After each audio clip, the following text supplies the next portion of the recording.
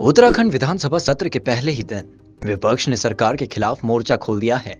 सदन के भीतर भले ही दिवंगत विधायकों को श्रद्धांजलि दी गई हो, लेकिन सदन के बाहर पूर्व मुख्यमंत्री हरीश रावत ने गैरसैंण की उपेक्षा का आरोप लगाते हुए उपवास किया है। पूर्व मुख्यमंत्री हरीश रावत ने गैरसैंण में वीर चंदन सिंह गढ़वाली की मूर्ति के निकट मौन उपवास रखा। हरीश रावत का कहना है कि भाजपा का दावा है उन्होंने गैरसैंण में ग्रीष्मकालीन राजधानी स्वीकृत की है, इसलिए जगह जगह ग्रीष्मकालीन राजधानी के बोर्ड लगे हैं। मैं मुख्यमंत्री जी से पूछना चाहता हूं, ग्रीष्मकालीन राजधानी गैरसैंण में कहां है, किस गांव में है, किस स्थान और तोक में है, और प्रतीकात्मक रूप से टॉर्च व मोमबत्ती जलाकर हम उस स्थान को खोजेंगे।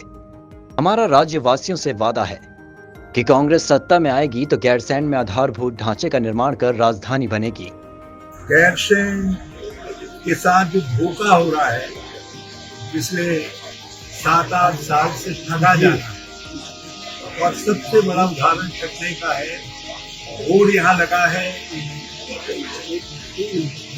बोर्ड में लिखा है कि उत्तराखंड की ग्रीष्मकालीन राजधानी गैरसैंण में आपका स्वागत। लेकिन वो राजधानी है कहाँ पर? ग्रीष्मकालीन ही सही, लेकिन कहीं तो होगी, गैरसैंण में होगी, अगल में होगी, बगल में होगी, किसी गांव में होगी, किसी तोप में होगी, किसी गाड़ में होगी, किसी गधेरे में होगी।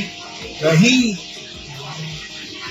हम अपनी बहनों से, भाइयों से, सबसे पूछते हैं, कहीं उसका आता होता है।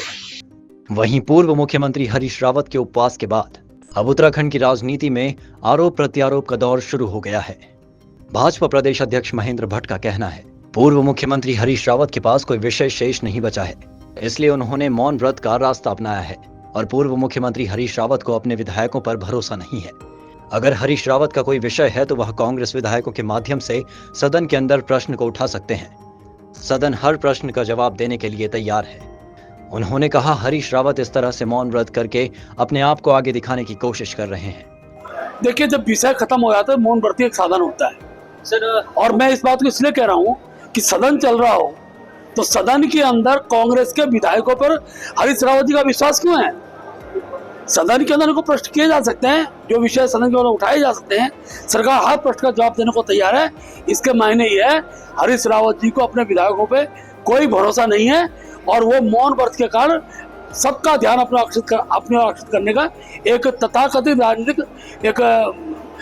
राजनीतिक में अपने को आगे दिखाने का एकमात्र उनका लक्ष्य है। वहीं हरीश रावत के मौन उपवास को लेकर कांग्रेस प्रदेश अध्यक्ष करण मेहरा का कहना है, पिछले लंबे समय से उत्तराखंड के लोग गैरसैंण को स्थायी राजधानी बनाने की मांग कर रहे हैं।